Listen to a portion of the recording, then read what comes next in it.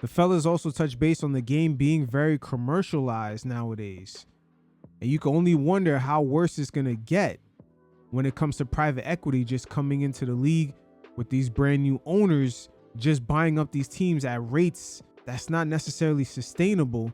Like anything else, when an influx of money just comes into it, the purity of the game will be affected. I think we've over commercialized the game to its detriment, and that's all. Everything you spoke to, like how do we fix this issue, that issue, and it all comes down to like capitalism, which is kind of like eating America inside out right now. You know, look at our debt. Like, where's our debt at? We're in the trillions, and it's gonna keep going up, right? And you know, I've spoken to a few folks just all across basketball. David West, his sentiments is like you had leaders of men coaching us when we were growing up. Yeah. Now it's hustlers trying to get a quick check because that's where you can get a quick check off these kids. And so, you know, you're seeing all these AAU tournaments with the lime green and pink jerseys. That's like some of the worst basketball I've ever seen, but this is where all these kids want to play now. And it's like, what are we doing? Yeah. You know, and then that goes into, we're over commercializing American players. And so by the time they get to the league, we didn't pick them apart. We hate their game. I think you said it. Jason Tatum should have been an MVP already. You know what I'm saying? Like, his body of work is incredible, but you know, they've been breaking his game apart since high school, middle school. Yeah. And so now we see all his flaws as opposed to seeing the greatness. And we do that to all American players. I mean, we did it to Jaylen Brown, and now he's proving everybody wrong. Like, like, shut the hell up, you know? And I think that's something. Anthony Davis is another one. Like, I played against Anthony Davis in the finals in the bubble, and I'm just like, yo, this dude is unstoppable. Right. You know, you talk about the trade, you say whatever you want. Anthony Davis was the first, he was number one or number two, however you want to categorize it, power forward in the NBA at the time. So you traded one great player in one position, the best of his position for another guy in another best in his possession. Yeah. Any trade in NBA history, that is an amazing trade, you know. But I'm just saying, like, we over commercialize, and we, instead of letting guys naturally grow, we pick them apart, and then now they're fearful of being embarrassed or making a mistake. So now, like, we don't understand the psychological trauma that comes with that. So even when the best players in the league get to the All-Star game, it's just like, I'm cool, I'm just gonna play it cool. But a little piece of them is afraid to get embarrassed, you know? And that's why we see guys fold in the playoffs. Yeah. It's the same thing.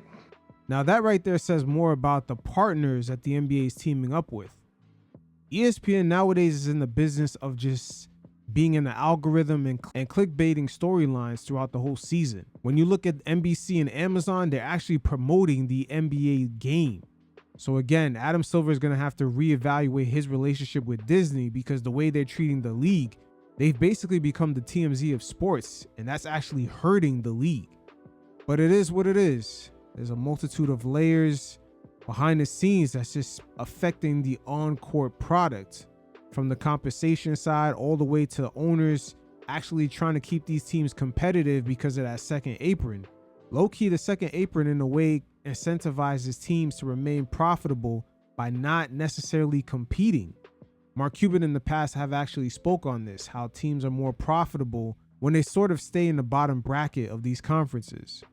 As more private equity money continues to pour into the league, this is going to be exasperated times 10.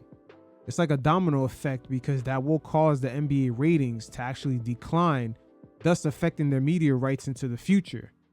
But who knows? It actually might not matter by then, because NBA owners will have a different revenue source when it comes to the ecosystem around these stadiums, especially if they legalize gambling. Shit, we're going to see casinos, world-class resorts. They could even take advantage of the league globalizing because of streaming, and just continue to have these fans fly in from around the world and stay in the same facility where there's a hotel right next to the arena, basically selling a ticket to an NBA game the same way Las Vegas sells an artist or just a performer doing a residency. People fly in from different states or just even different countries, and they'll be able to monetize that audience all around as they stay in the hotels, they go out to eat at certain restaurants, etc. These are definitely new times, but we'll see how that plays out. You fellas definitely hit up the link in the description below. Check out my NBA True Story playlist for more breakdowns on situations that's playing out like this. And until next time, you guys stay safe. Peace.